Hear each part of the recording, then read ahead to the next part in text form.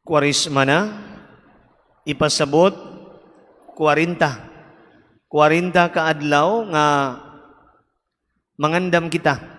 Kita mga Kristiyano, Katoliko, para sa dako nga kasaulugan nga mao ang misteryo Paskal, misteryo sa kasakit, kamatayon ug pagabanhaw ni Kristo. Nga diin mao kana ang mga buhat sa Dios nga nagpakatao, diin iyaha kitang giluwas.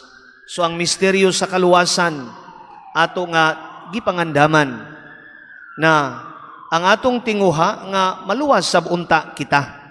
Kay mao man ay gianhi sa Dios kaluwasan. Mao nga ugma damlag kung kuhaon kita ining kalibutana, gantihan kita niya sa ganti sa langit. 40 ka adlaw si Jesus didto sa disyerto human siya bunyagi. Unsa iyang gibuhat, nagsakripisyo sa kaugalingon, nagpuasa, nakig-istorya samahan, nagampo. Mausab ka na nga atong buhaton ining Kwarisma.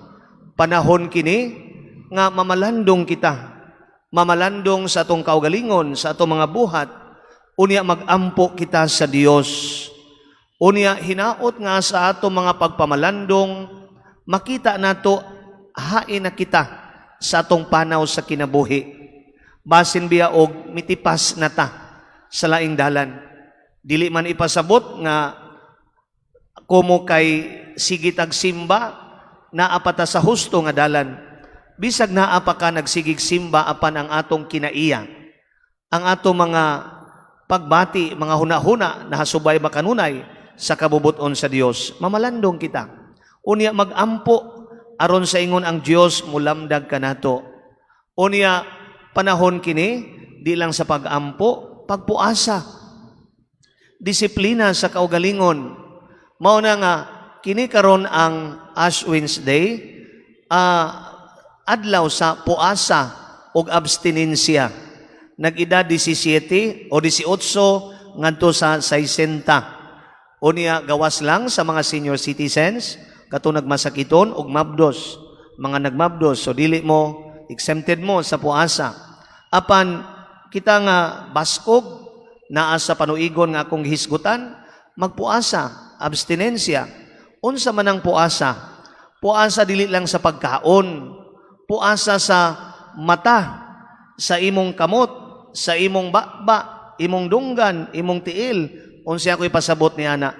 Puasa sa kanang pagpaminaw og chismis, mao na sa imong dunggan puasa, ana mga nindot nga sounds, puasa sa sigig paminaw ana mga sounds nga nindot, puasa sa mata nga nagtuota nga kana bang lingaw na to pirmi atong mata.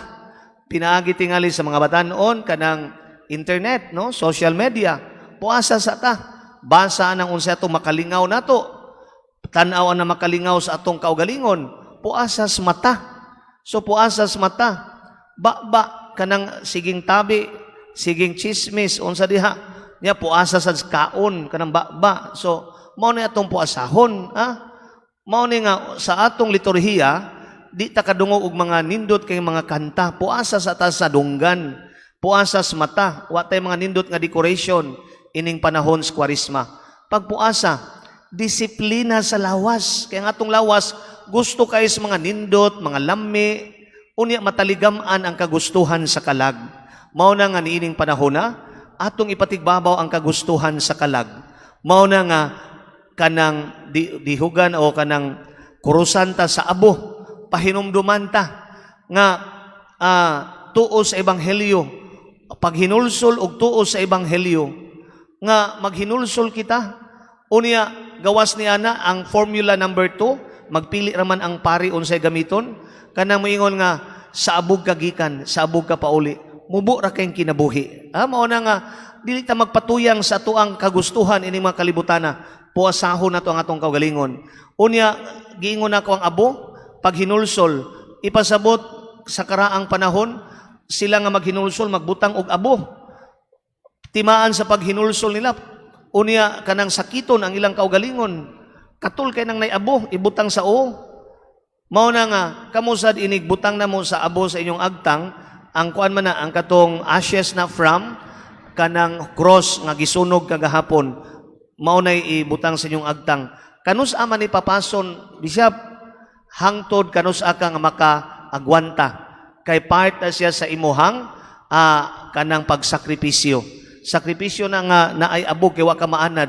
Ang naanda nimo ibutang sa mong naong make up karon abo. Mao na nga pagkuan ka na sakripisyo ha. So hangtod kanus mao na nga depende nimo kanus na nimo papason. Hangtod las gabi itingali.